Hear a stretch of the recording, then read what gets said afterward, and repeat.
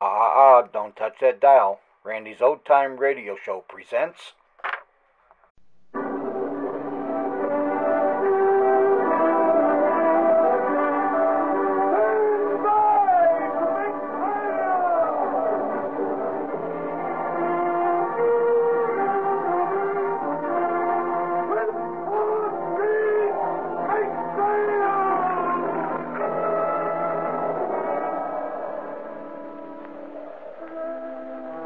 Log entry, the ketch Scarlet Queen. Position 158 degrees west, 22 degrees 21 minutes north. Gyro compass course 290. Wind fresh, sky fair. Remarks, cleared port of Honolulu at 3:30 a.m. without lights to avoid harbor and police officials.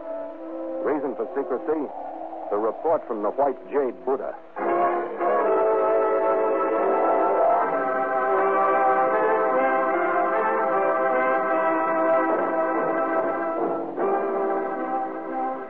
On the 13th day out of San Francisco, with the constant trade still flowing in over the starboard quarter, the Scarlet Queen stood in through Kaiwi Channel, past Cocoa and Diamond Head, and eased into Honolulu Harbor.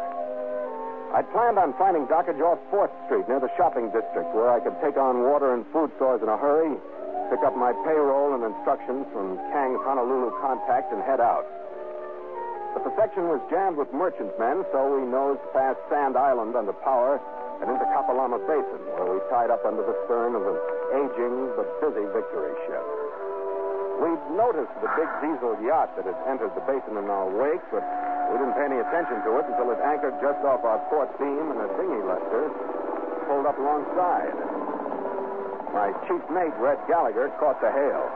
Ahoy, the Scarlet Queen. Ahoy, the boat. What's your business? Marshal and Bradbury, master of the Rockahonga. Do I have your permission aboard? Not mine. How about yours, skipper? You stay where you are. Huh? What's that? Oh, someone's quarantined? I didn't say so, but it'll do. Well, then, if Muhammad cannot come to the mountains, let the mountains come to Muhammad. Talk English or cast off. What do you want? The pleasure of your company is tea aboard the Rockahonga. Yourself and your first officer, sir. No need for a formal acceptance. I never take no for an answer. I shall expect you promptly at 5. What kind of bilge was that? I say let's take him up on that invitation, skipper. I say that tea smells like poison. Well, you expected trouble in Honolulu, so it's better to have poison hail you from a dinghy than run into a knife in the dark shoreside alley. What do you say? A poison on a yacht where you can see it, or a knife in the dark alley? Okay, Red. Break out your white linen jacket. We'll try the poison.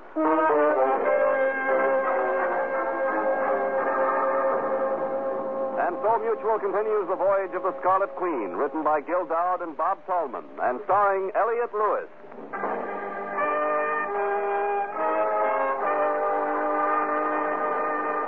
The Scarlet Queen, proudest ship to plow the seas, bound for uncharted adventure.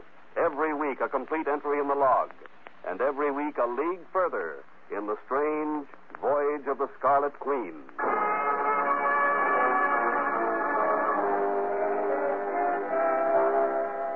My instinct was to turn down Bradbury's invitation, because I knew that Constantino's machine was out to stop the voyage of the Scarlet Queen. He used every trick in the business to keep me from the $10 million prize Kang was sending me after. They'd killed once in San Francisco when Gallagher was on their payroll, and now after Red had switched his loyalties to my side, the Bradbury hail might be another move. But a few minutes before 5, Gallagher and I dropped into our small boat and sculled the 50 yards to the good ship Rockahonga. A Kanaka crewman took our painter and made us fast to the ladder. We hunched our shoulder holsters in the easy positions and went aboard. We walked across immaculate teakwood toward the main house. Just before we reached it, something under a deck cleat caught my eye. I picked it up. It was a small opal earring in a gold setting. Welcome aboard, gentlemen. Come in out of the sun. Tea's getting cold. We'll make formalities brief. I'd like to introduce my nephew. Your name, please? I'm Carney. This is my first officer, Mr. Gallagher. Splendid. Pleased to meet you. Why don't you park your hardware outside? This is a tea party. Now, settle. Certainly the gentlemen have come armed. All manner of danger in these latitudes. Sharks, foreigners, natives. All right, clam, blubber, clam. Tell them what you want and send them back to the rowboat. You're boring the gentleman. Yes, of course. It just so happens that I do have a proposition to place before you. In spite of the apparent grandeur with which you find me surrounded, gentlemen, I find myself temporarily embarrassed. Well, financially, that He is. means he's broke. That's tough. I've been there myself. Yes. Well, naturally, you're thinking that I can sell this yacht for more than enough to carry me, but I can't in Honolulu for reasons which I won't go into. As a matter of fact, I am taking great risks in even anchoring here, but I had no choice. What are you handing me? You picked us up off Sand Island and followed us into the basin. Why us? Why, the very impression you make. Your ship's well-loaded, a craft that will handle well under jib and mizzen for intricate island sailing. Yeah, along with 50 other catches in this harbor. Yes. Well, now, Mr. Carney, the point is this. I am, shall we say, persona non grata in this city. He means he's hot in Honolulu. Last time he was here, he got a skin full and asked his dame on the ship. Cyril. That will be enough, Cyril. To continue, I must raise enough money to fuel my voyage back to the States. Neither I, or if I may say so, Cyril can go ashore. Yeah, but it was no dame. In my travels, I have collected a number of valuable objets d'art. Among them, this rare white jade representation of the Arakanese Buddha, one of the most sacred objects of the Orient, stolen from the Boangan Temple. Look, what Blubber's trying to tell you, he's hot. The statue's hot. But there's a certain character in Honolulu who'll pay off good for it. He wants you gents to deliver it for a third of the proceeds. He trusts you. Don't ask me why. Nicely put, Cyril. Well, gentlemen, how about it? Do you agree to assist me? Who's your buyer? A gentleman of the Oriental persuasion, Luchi Shen by name. You will present the object to him, and if he does not instantly recognize its worth, as I believe he will, then kindly direct his attention to the cylindrical marking at its base. This identifies it beyond a shadow of a doubt as the Arakanese Buddha Boanga. Well, Mr. Carney? Oh, the tea is all right, Skipper. The guy's in trouble. We got to go ashore anyway. Okay, Red, pick up the doll. Oh, almost forgot. I found this out on deck. It's an earring. Oh. An opal. Oh, now, where could that have come from? Yeah. Where? Oh, a cheap little thing. Take it along, Mr. Carney, for luck.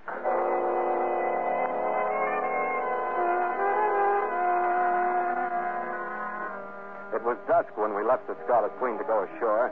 By the time we'd reached King Street in the center of town, the tropic night had settled in around the city. Kang and Company's office was closed, so I phoned the home of the manager, Neil Gregson. He told us to meet him there in an hour. We decided to unload Bradbury's hunk of Jade and kill the rest of the time in the nearest bar. We found the shop on Canton Street, a few blocks east of King. The sign on the window was in Chinese, but down in the corner in English was the name Luji Shen. It was a typical cluttered Chinese curio shop, dim, smelling of sandalwood. A thin, wrinkled little man looking out of character in Occidental clothes and green eyeshade was waiting for us behind the counter. Yes? You wish to buy Chinese ware? You Luji Shen? Yes. Who tell you to come here? Bradbury. Bradbury? Maybe mistake you come here. We got something for you. Now, what do you think of that for white jade? You try to sell that to me? That's not jade. What do you mean it isn't Jade? That's Japanese work. Very cheap. No good for me. Wait a minute. This is a great thing. Where did you say it came from, Skipper? A temple somewhere. Boanga. Boanga? No, cannot be Boanga Buddha. Oh, he says look on the bottom, Lou. He says mark there proves. Oh. Wait, I turn on light. Uh-huh.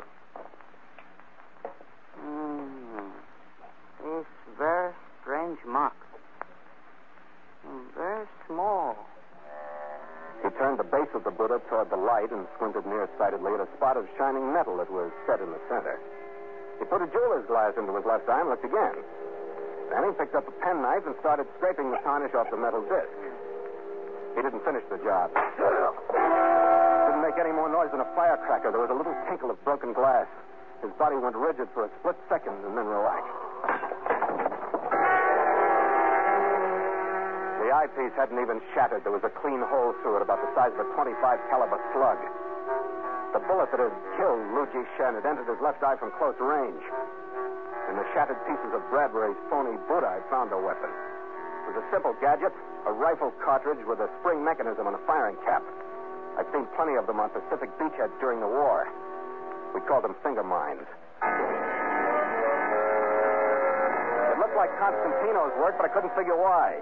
Any way you looked at it, it was murder, and we were in too deep to stand still. 20 minutes later, a cab dropped us in front of Neil Gregson's Spanish-style mansion out on the other side of Diamond Head.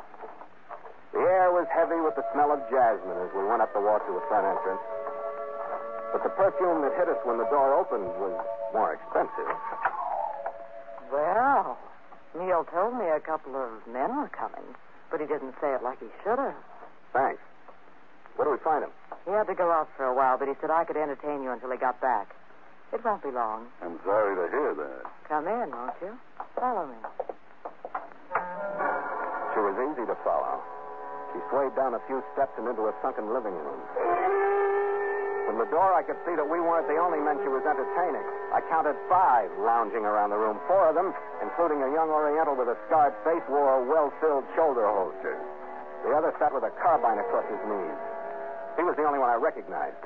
It was Bradbury's nephew, Cyril. Come in, suckers. This could be a friendly get-together. Sure, what else? Maybe a little 7-card stud just to break the ice. I'll take you up on that, Cyril. We always get a square deal from you. I like you, too, Gallagher. How much money you got? How would you like to spend your time, Mr. Carney? Kicking myself from here to the equator, thanks. Come on over to the bar. My name's Claire, and I'll mix you a drink. We'll put the kick in that. That's probably the truth. Yes, there's suspicion. Relax.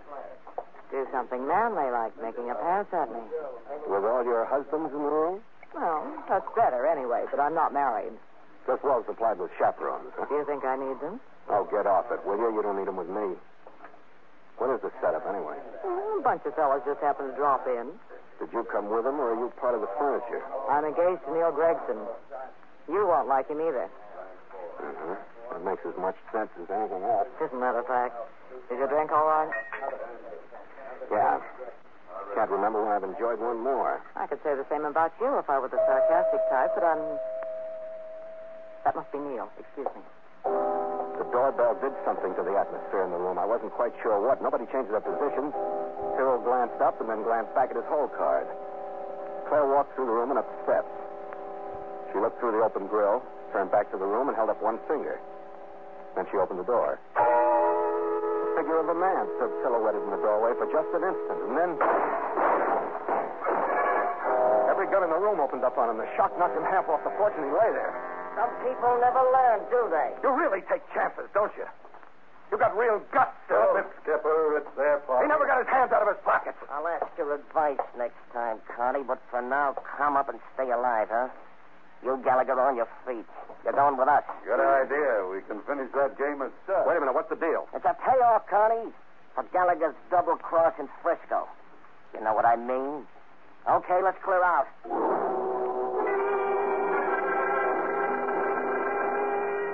I felt like a man on a yard square island.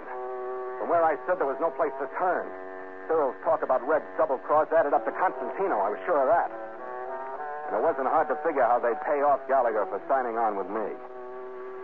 So far, Honolulu wasn't living up to the travel folders. It was all blind alleys. And in each one, there was a dead man.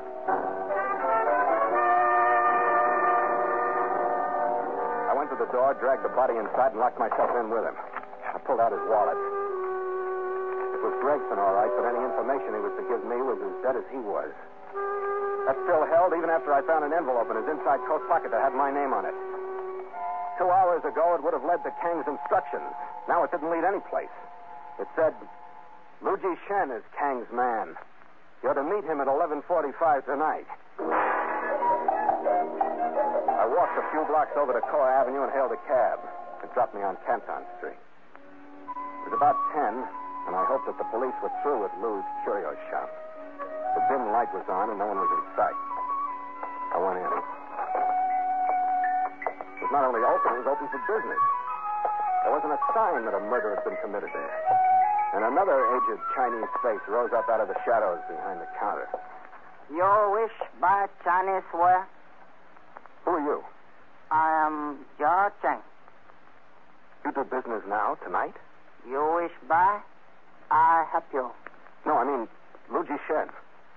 Lord Jishen, not here. I know it. That's what I mean. You do business after what happened tonight?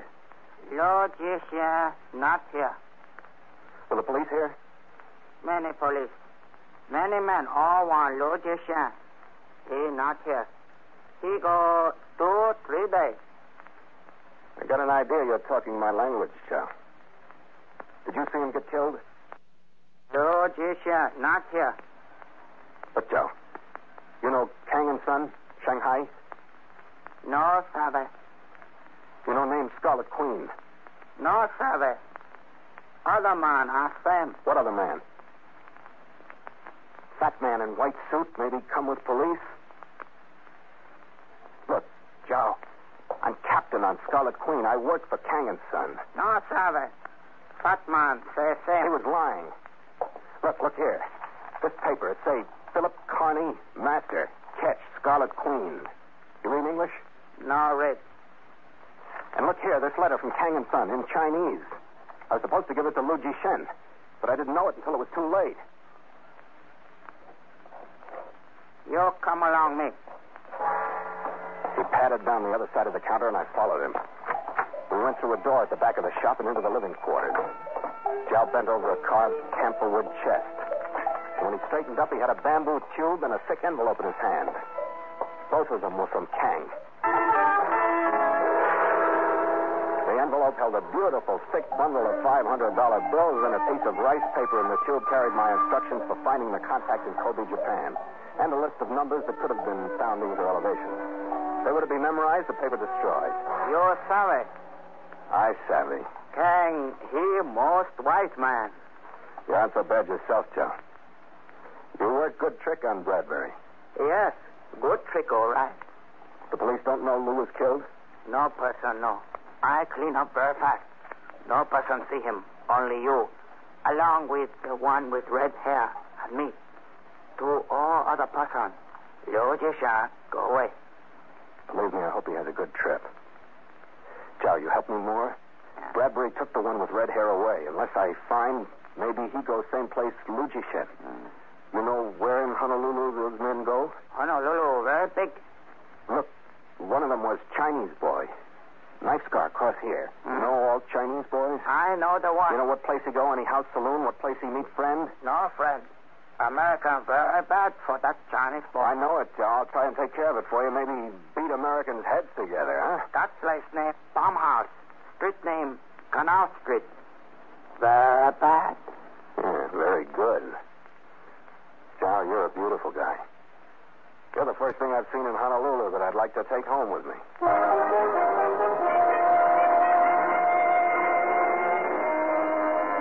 The farmhouse on Canal Street was the kind of a place the police find at the end of a vice drive.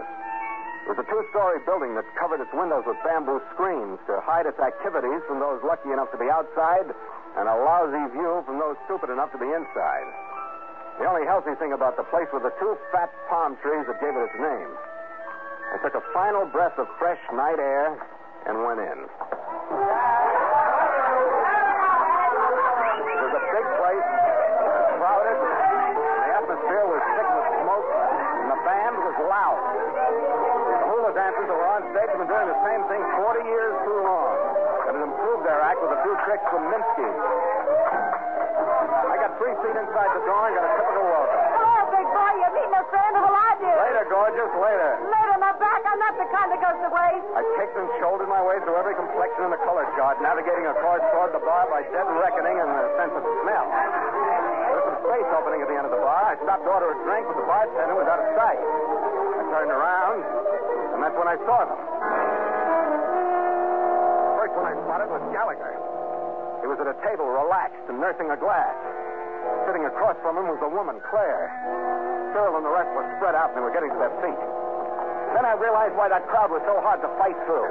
I was the only one heading in. The rest of them smelled trouble and were fighting their way out. I put my back to the bar and leaned on my elbows. Gallagher looked at me once.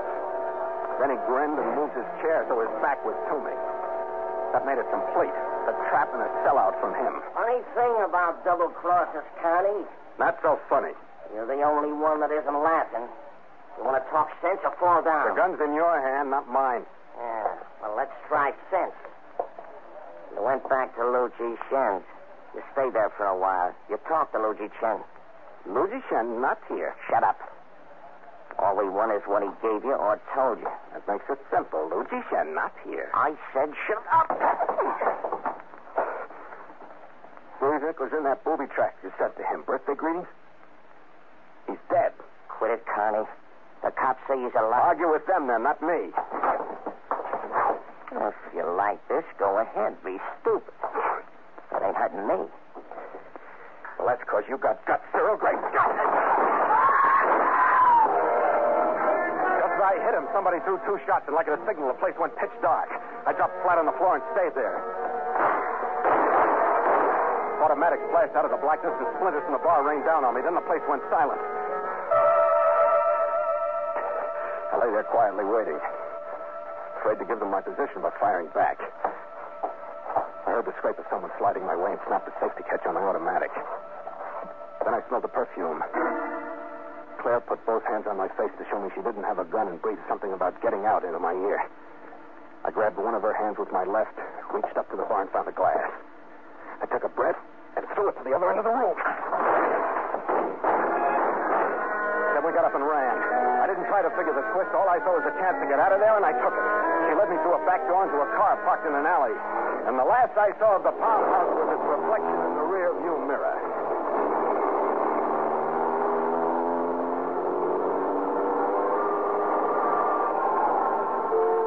She drove to Mauna Lua Bay on the eastern end of the island and led me into a cottage on the beach. The lights were shaded, the drinks were handy, and the motif was pagan. I'd expected her to toss me some curves, but I was a little wrong as to type. Events so far hadn't pointed to the kind that go with whispering surf and moonlight through palm groves. There they were. You've got the shakes, haven't you? The shakes are different on this end of the island. Your eyes aren't as soft as you talk. How would they look if they were? Wish I knew what you were up to. Couldn't I just like you? Couldn't I try? Couldn't I be sick of the whole nest and everyone in it? Couldn't I be honest with myself for just a little while? I don't know. Could you? Maybe I was wrong about you being alive. Are you nervous? Just scared. I'm scared to death. I am too, sir. Maybe it's... Oh, darling. Your face, he hurt you, didn't he? He hurt you. I don't remember. I don't remember a thing but being here.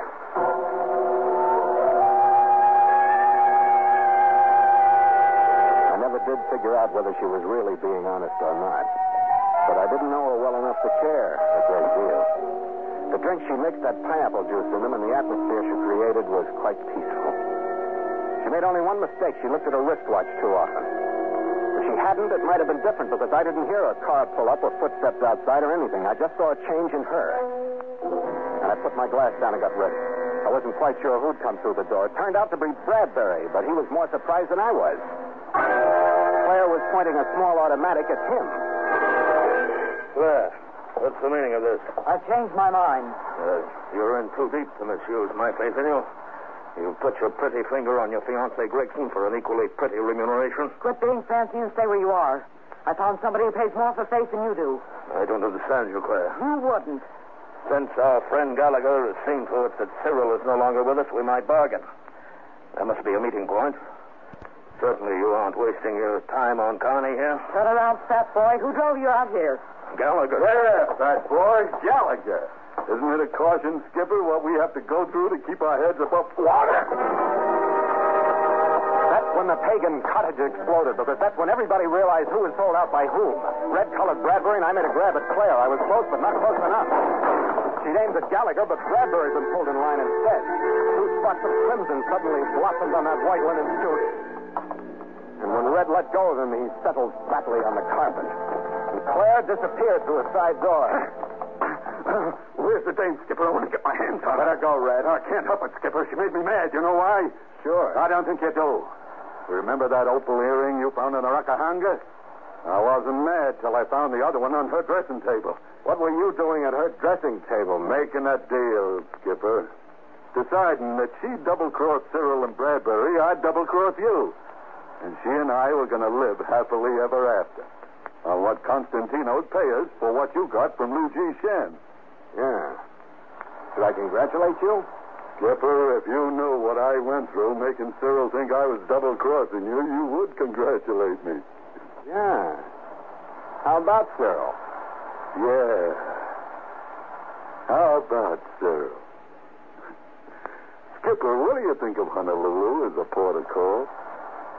It's kind of mixed up with what I think of you as a chief mate. But I think if we try, we can get out of here before daybreak. Considering what's happened since we got here, I think we better. Homicide won't like us in the morning. An hour later, a sleepy crew had fallen to, and the Scarlet Queen sneaked away from her dock under power, out of Kapalama Basin, headed out toward the still dark western horizon.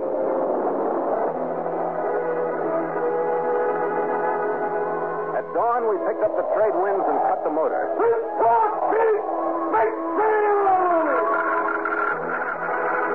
The mainsail caught the sunrise wind, and the Scarlet Queen nodded at the morning and dipped the lee rail toward the sea.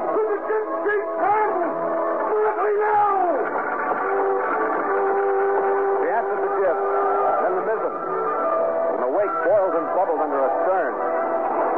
The clean sea air flushed the night out of me. It left a clear head to work out a balance between wind, sail, rudder, and fate. She likes her sail, Skipper. She'll take it as long as we can stand up on the deck. Let's not argue with her. She likes it as it is. So do I. I can turn my back any way I want it. No automatic. Ah, that was a bad port, Skipper. What's next? I'll try and do better. This one's called Muninjima. It's an island halfway between here and Japan. All right. You find the island, and I'll find the woman on it. That's a deal. Want a drink, Skipper? After you, mate. After you.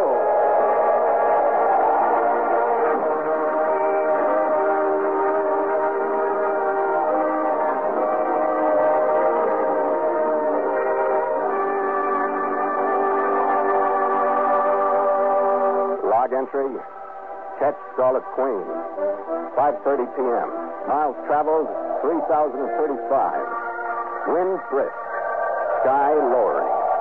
Sea choppy with high cross swell. Mainsail and mizzen reef. Ship secure for night. Signed, Philip Carney, Master.